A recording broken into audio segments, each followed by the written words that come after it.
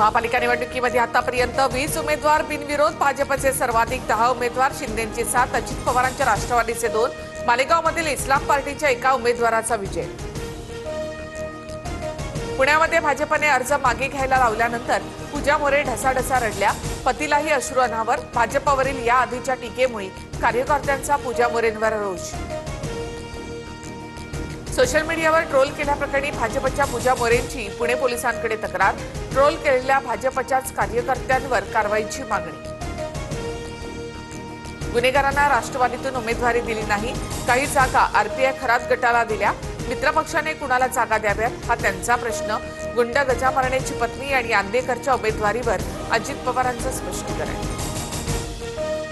गुंडांना उमेदवारी दिल्याच्या आरोपानंतर अजित पवारांचं रिपाई खरात गटाकडे बोट, अजित पवारांशी चर्चा करून सविस्तर बोलेन, सचिन खरात यांची प्रतिक्रिया। पुण्यामध्ये शिंदेंच्या शिवसेना उमेदवाराचा एबी फॉर्म दुसऱ्या उमेदवारानं खाल्ला, एकाच प्रभागात 2 जणांना एबी फॉर्म दिल्यामुळे मोठा वाद, तर फॉर्म माझ्याकडनं फाटला असं म्हणत उद्धव कांबळेंनी मच्छिंद्र ढवळे यांचे आरोप फेटाळले।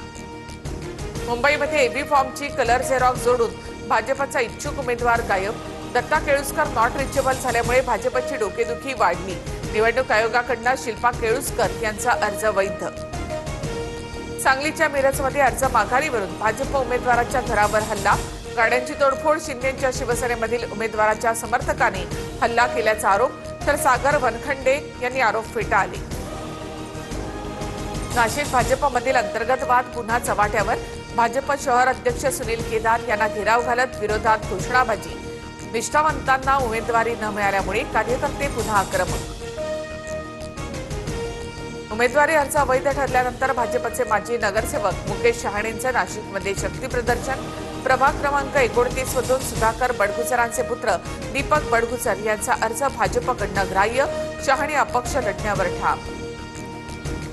अहिल्यानगर पालिकेसाठी निवडणुकीच्या रिंगणामध्ये उतरलेले मनसेचे 2 उमेदवार गायब, गेल्या 24 तासापासून उमेदवारांचा कुटुंबाशी संपर्क नाही, मनसे जिल्हाध्यक्षांची माहिती, निवडणूक बिनविरोध होण्यासाठी अपहरण केल्याचा संशय।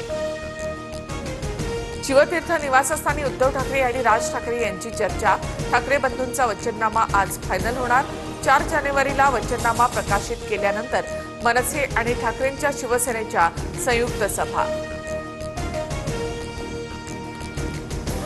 बंडखोरांचं बंड शमवण्यासाठी मुख्यमंत्री देवेंद्र फडणवीस मैदानात, मुख्यमंत्र्यांकडून बंडखोरांशी संवाद, अपक्ष अर्ज दाखल केलेल्या उमेदवारांची समजूत काढणार। मुंबईमधील मनसेच्या 53 उमेदवारांनी राज ठाकरेंची भेट घेतली, तुम्हाला ऑफर येतील, पैशाच्या आमिषाला बळी पडू नका, राज ठाकरेंचं आवाहन, तर शर्मिला ठाकरेंकडून उमेदवारांचं औक्षण। 15 ऑगस्ट 2027ला देशातील पहिली बुलेट ट्रेन धावणार, मुंबई अहमदाबाद अंतर केवळ 2 तासात 17 मिनिटांमध्ये पूर्ण होणार। नव्या वर्षाच्या जल्लोषावेळी स्वित्झर्लंडमधील बारमध्ये भीषण स्फोट, कान्स मोंटाना परिसरात झालेल्या स्फोटात अनेकांचा मृत्यू झाल्याची माहिती।